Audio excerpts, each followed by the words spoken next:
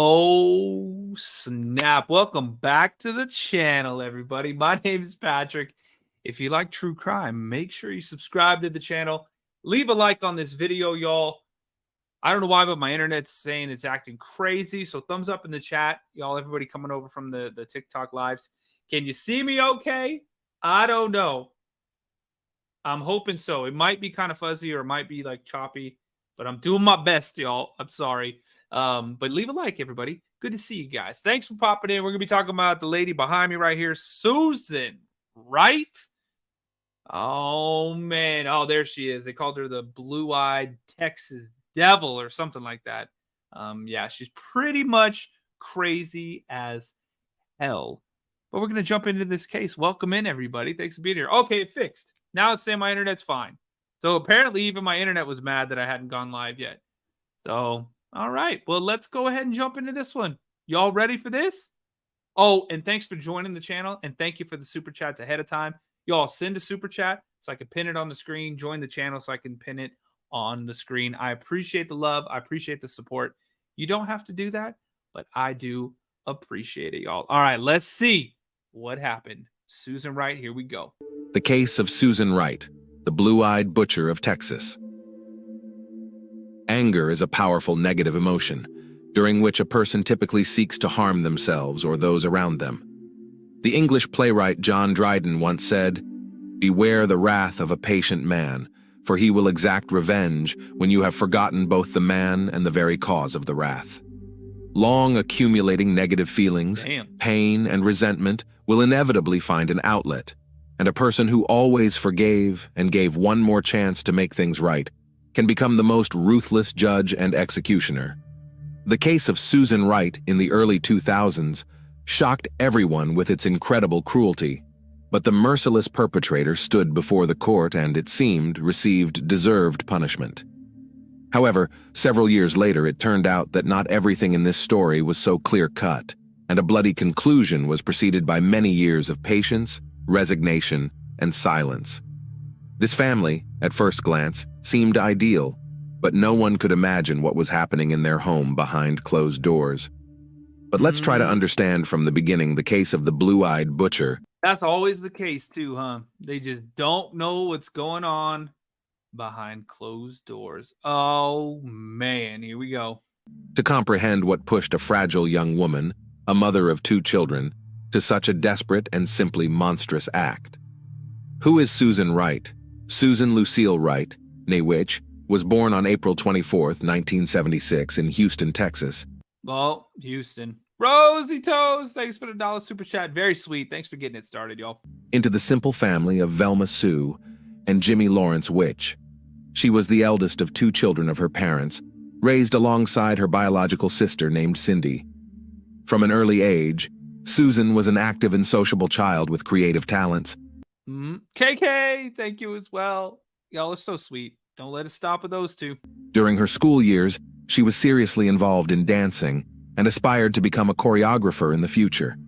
The girl had a bright, attractive appearance and a slender figure, always having numerous admirers, and she herself loved being the center of attention. After graduating from high school, despite her efforts, Wright couldn't get into college.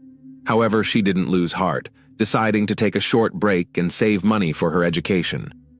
For several months, she worked as a dancer at one of the popular nightclubs in the city.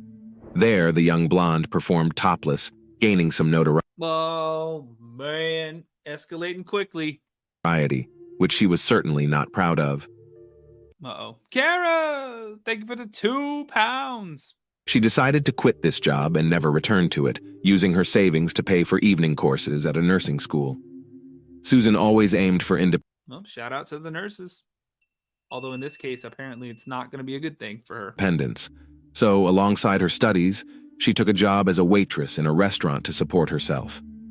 Soon, she realized that medicine was not her true calling, and she struggled financially to pay for her education.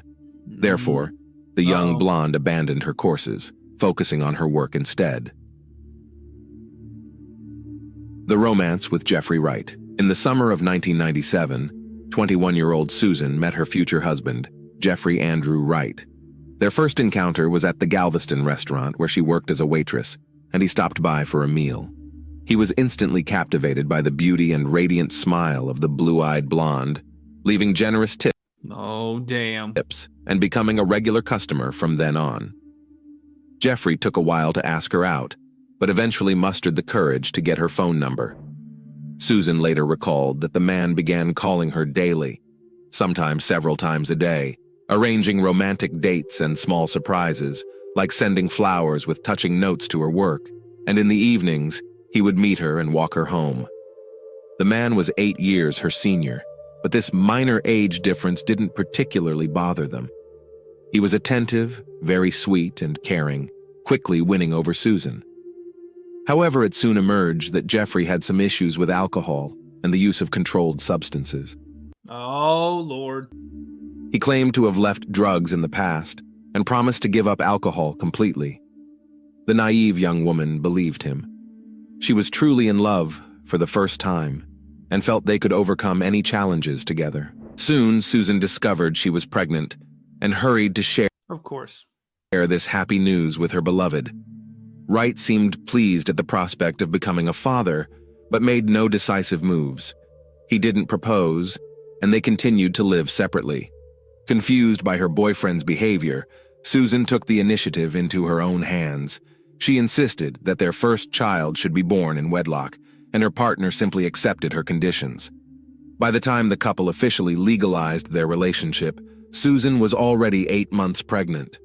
They didn't have a grand celebration with a white dress and a tiered cake, opting for a quiet wedding without guests or witnesses. Around this time, they purchased their own home in the quiet Harris County, Texas, moving in just a couple of weeks before the birth of their child.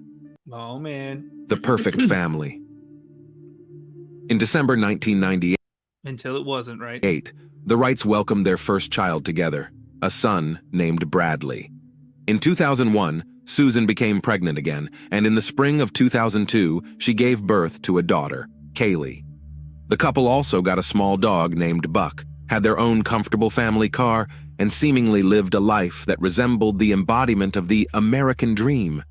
Jeffrey worked at a local construction company, and after the birth of their children, Susan, by mutual agreement, became a homemaker. She took care of raising the kids and creating a cozy environment in their family nest. Neighbors, with whom Mrs. Wright maintained friendly relations, spoke Oh, man. What's going to go bad? Something's about to go bad. of her as a kind, friendly, and sociable young woman, a caring mother, and a loving wife. The family indeed seemed perfect, but as it turned out, the reality was quite different. It was later revealed that her husband was extremely demanding in every aspect. Susan spent her days cleaning, doing laundry, and cooking. Jeffrey only ate fresh, home-cooked meals, and she couldn't prepare meals for 2 days at a time or reheat leftovers. The house had to be in perfect order and cleanliness, a near impossibility with 2 small children. Jeffrey's clothes needed to be washed almost daily, as he wouldn't wear the same item twice. If any of these rules were broken, it led to insults, humiliation, and even physical abuse. Financially, Jeffrey turned out to be extremely stingy. The romantic, who once gifted flowers and presents, was gone, and he now only gave his wife $100 a week. This was meant to cover cooking, maintaining the house, and buying everything necessary for the children. What? Susan had to account for all Man, imagine trying to do that right now. $100 a week couldn't even buy you McDonald's every day. That gets you about 2 days worth of McDonald's for 2 kids and 2 adults. Actually, it might not even get you 2 days. Y'all be eating 40-piece chicken nuggets, and that's it. No drinks and no extra sauce. That's crazy. Ams, thank you for the love. Boom, that's the Galaxy Gang checking in. Thanks, Am. So sweet. You guys, thanks for the super chats. You guys don't have to do that, but I appreciate it.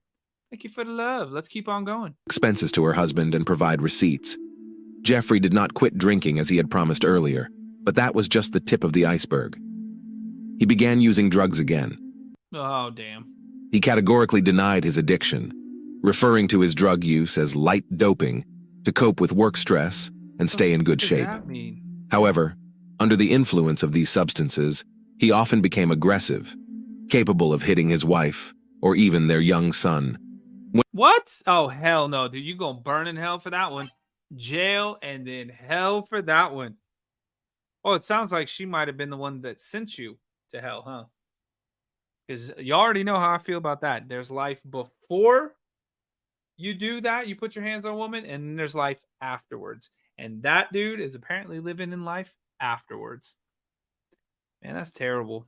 Whenever Susan pleaded with him to seek professional help and undergo rehabilitation to overcome his destructive habits, Jeffrey reacted with outbursts of anger. He saw no problem with his behavior. Of course he didn't.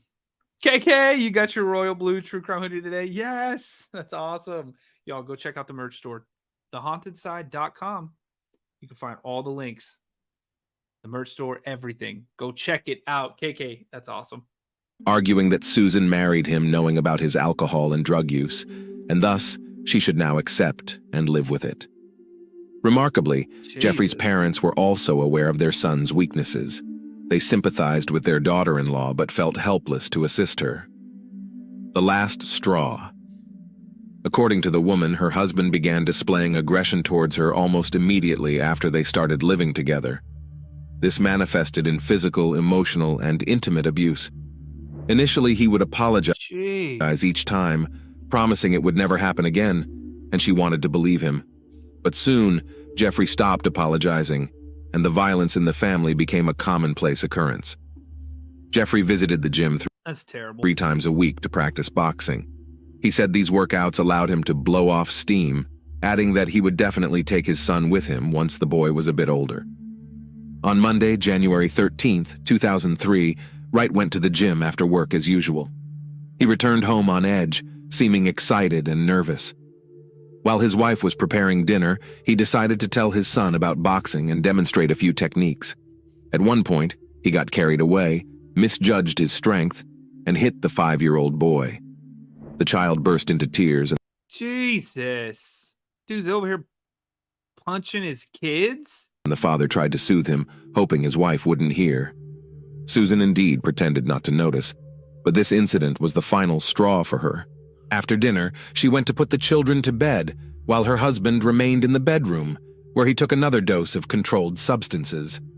What happened next varies in different accounts. The woman claimed that as soon as she entered the room, her husband attacked her, wrongfully took advantage of her, and attempted to end her life with a knife, but she managed to wrestle the weapon from his hands, and the ensuing confrontation was purely in self-defense. However, her story changed multiple times, and the investigation's version presented at the trial appeared more credible, becoming the official account. Seduced, immobilized, and brutally ended a life. Susan decided to use her dancing skills to seduce her husband and lower his guard. She entered the room in a short silk robe worn over her bare body, performing a tantalizing show for her husband. Then, she suggested a role-playing game involving tying up, to which he readily agreed. She used 3 of Jeff's neckties to bind his hands and right leg to the bed. His left leg was secured with the silk belt from her robe. Oh, damn. Clank, diddy, clank, diddy, clank, clank, clank. Jenny, thanks for joining the team. Thank you for joining the team, y'all. You know what? Every time somebody joins the team on YouTube, we should just hit them with the wows. Y'all hit them with the wows. Jenny, you're about to get a whole bunch of wows in the chat. Once he was immobilized, Susan improvised a gag using her own underwear, adding to the guise of an intimate game. To set the mood, she lit candles and turned off the lights. Jeffrey was bound hand and foot, securely fastened to the bed, with a gag in his mouth. Used what? Used what as a gag? Oh, Lord have mercy. Surrounded by dim lighting. Initially, Mrs. Wright took one of the candles and poured hot wax on the man's chest. Although painful, it still resembled a part of their game. Then the same fate befell his intimate area, and soon the pain became his intimate area? Oh, Lord have mercy. Unbearable. Jeffrey did not immediately realize what was happening. He tried to free himself, tried to scream, but to no avail. Meanwhile, his wife repeatedly struck him with a small, sharp knife she had brought from the kitchen. She started with the groin area, moving Oh man, she went all Lorena Bobbitt on him. up and down, slashing his genitals, legs, abdomen, chest, arms, neck, and face. Jesus. At first, Susan acted slowly, voicing her grievances with each strike, recounting the insults, humiliations, and abuse she had endured. Then she began to cry and struck faster and faster. Forensic experts would later count 193 shallow knife wounds on the deceased's body. 193 stab wounds?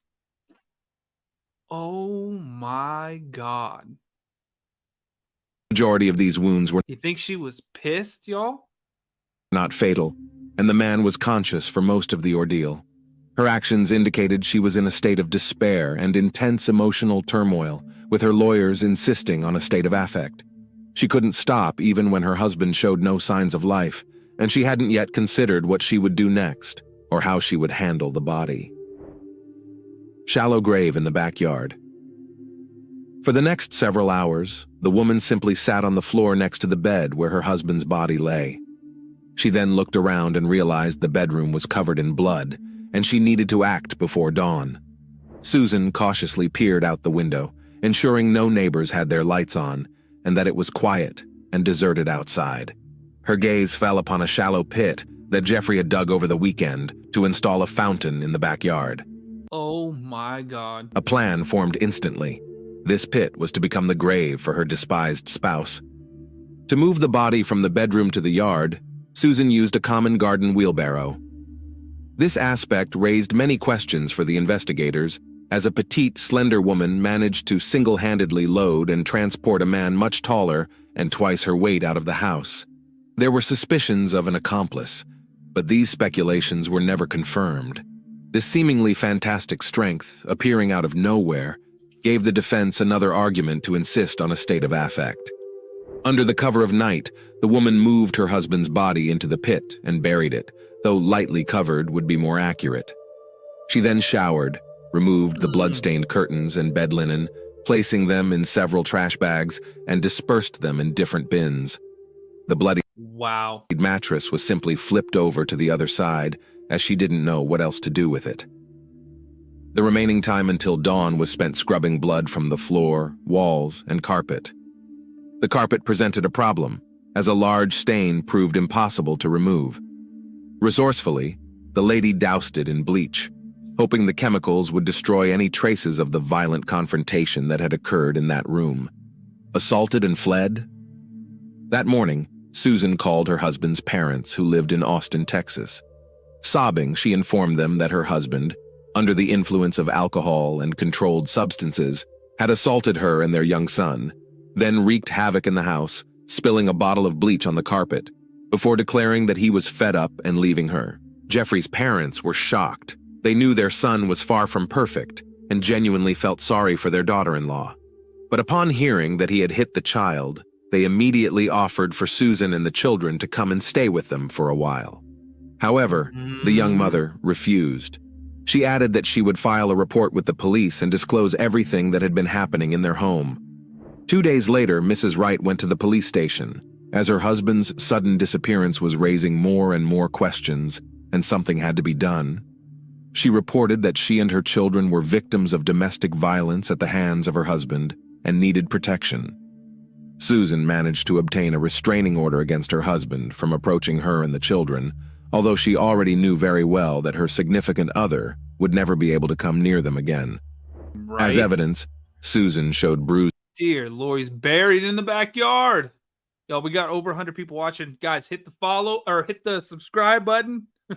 What platform are we on? But leave a like on the video, y'all. Just turn your phones for a second, hit that thumbs up, and come right back in. Y'all, it's huge over here on the YouTube machine. Thanks for the love, you guys. All right, let's keep going. And cuts on her arms, which she claimed were inflicted by her husband with keys when she tried to fend him off. There was also a small bruise on Bradley's face, and the boy confirmed that his dad had hit him. At first glance, the story told by the tearful woman sounded quite plausible and logical. Her husband, under the influence of a mix of alcohol and controlled substances, attacked his wife and young son, and then, realizing what he had done, got scared and fled. But as time passed, Jeffrey made no contact, which became very suspicious. It appeared he had run away without his belongings, documents, and even his mobile phone was left at home.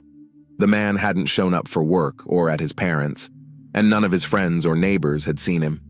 It was as if he had vanished into thin air. Nope, he vanished into the pit in the backyard. Such behavior is typical of criminals who decide to lay low, but he hadn't ended a life or inflicted serious injuries to warrant such a flight. The horrifying truth. Susan found it unbearable to stay in the house where she had confronted her husband and where his body was buried in the yard. She started to feel as if he were still alive and about to rise from his grave for revenge. She was practically losing her mind, and their dog Buck kept barking and trying to dig up the burial site. On January 17th, having taken her children, the perpetrator went to her mother's house. Her mother was aware of what had happened, but upon seeing her daughter, she realized the full extent of the truth. Velma simply asked, "You killed your husband, didn't you?" Her daughter burst into tears and nodded. She confessed what had happened and revealed where she had hidden the body, repeatedly saying she didn't know what to do next. On her mother's advice, the next day Susan contacted a lawyer named Neil Davis, to whom she confessed to ending her husband's life and trying to conceal her crime. The experienced defense attorney learned all the details, thought through the possible scenarios, and on January 19th called the office of the Harris County District Attorney. Davis reported that Mrs. Wright had ended her own husband's life and buried his body in the backyard, as she herself had confessed, and was ready to give a statement at the police station. On January 24th, 2003, Susan voluntarily went to the police, stating that she would make a full confession. Her story was disjointed. She got confused in the details and sometimes contradicted herself. She spoke of her late husband as if he were still alive, claimed she was afraid of him and asked for protection. Consequently, she was subjected to a psychiatric evaluation, which revealed a nervous breakdown and depression, but overall, Wright was capable of understanding her actions. Oh, damn. The gruesome discovery. When the remains of the deceased husband were extracted from the makeshift grave in the backyard, investigators were astounded, having never witnessed such brutality before.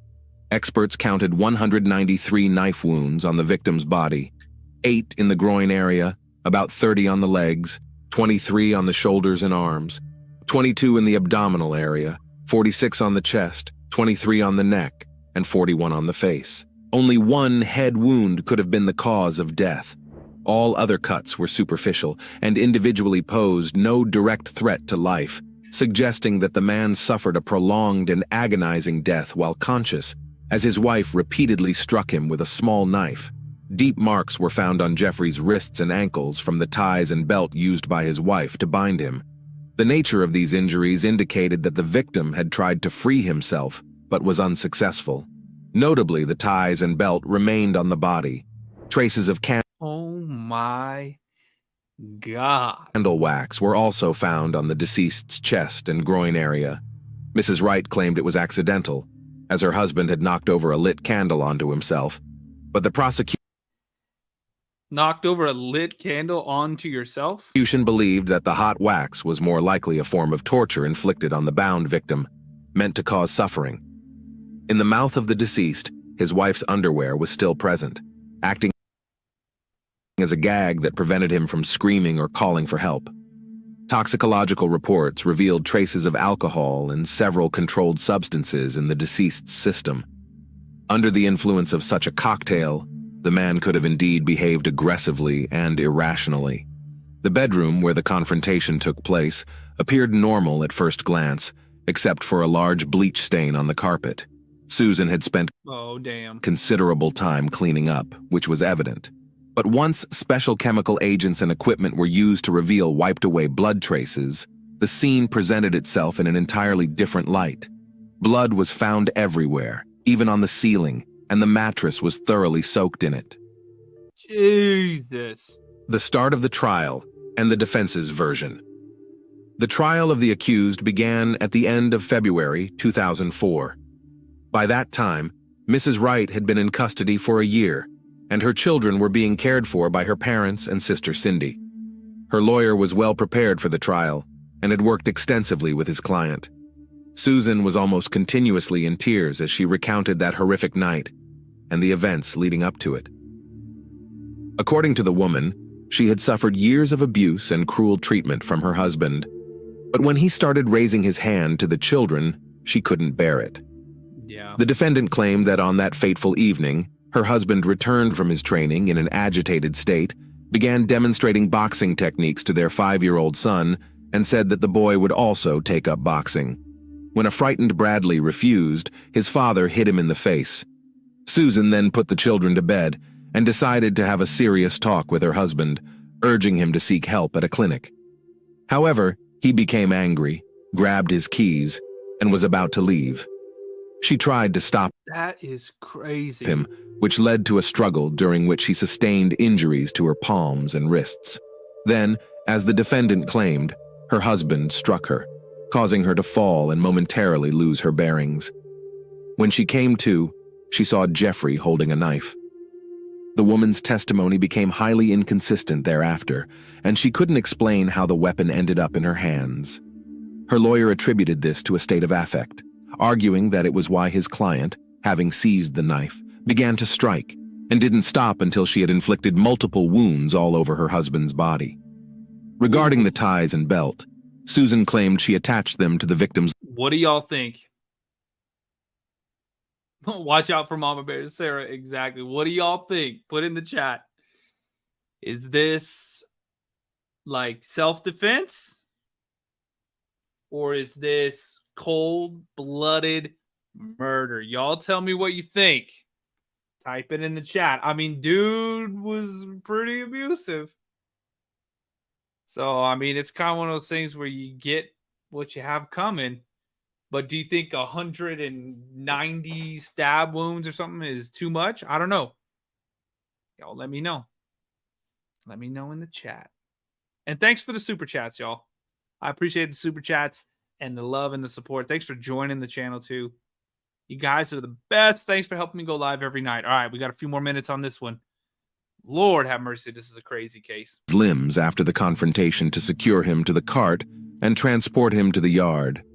The wax, as previously mentioned, supposedly landed on his body accidentally from a candle on her bedside table that she lit in the evenings instead of a nightlight.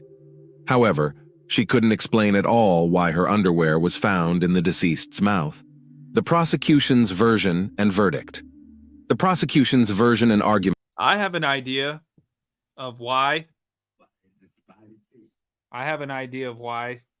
Clank, diddy, clank, diddy, clank, clank, clank. arguments were far more convincing and logical. Allegedly.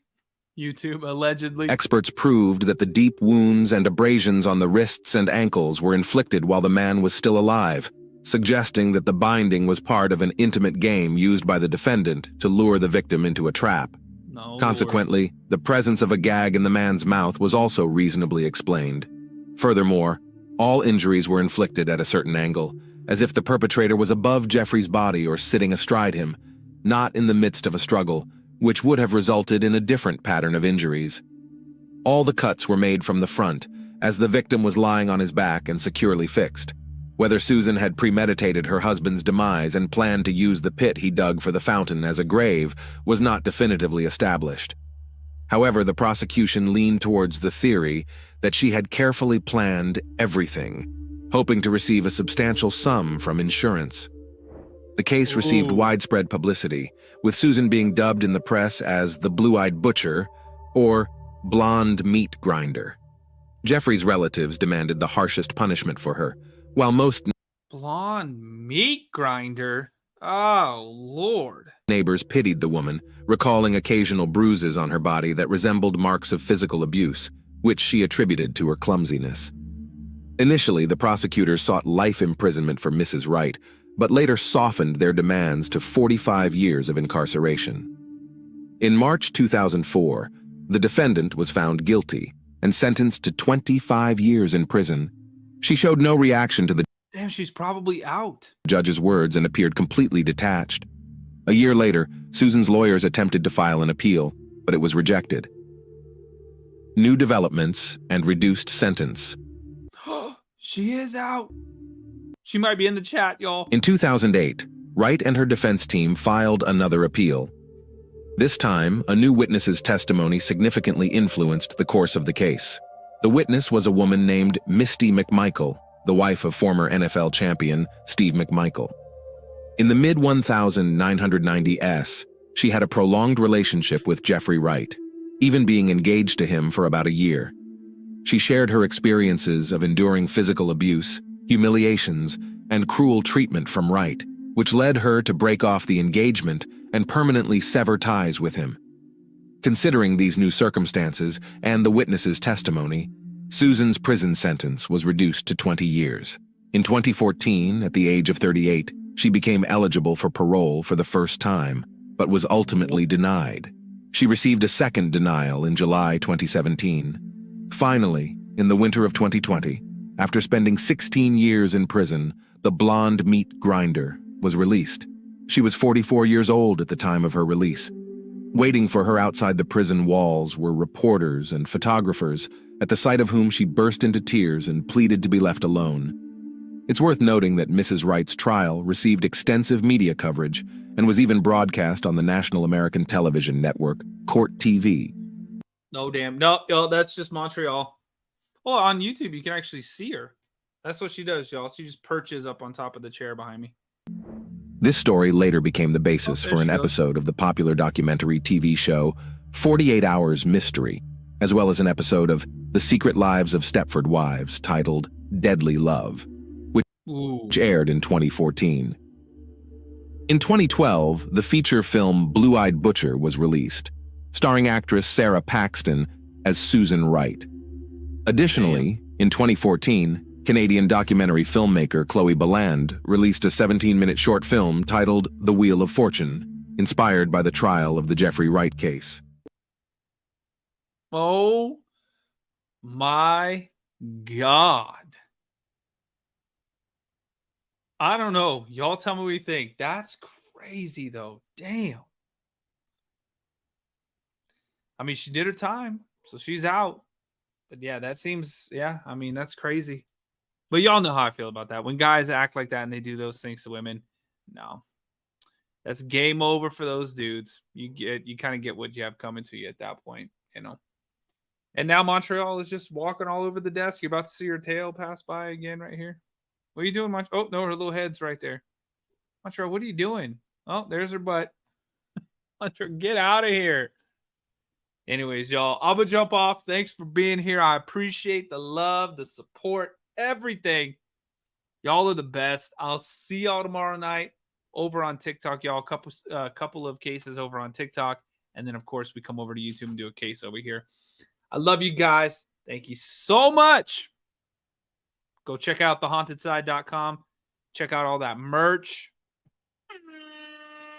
And go off the grid, y'all. All right. Take care. I love you guys. Make sure you subscribe to the channel. Leave a like and go leave some comments on this video when it ends. Love you guys. Take care. Bye.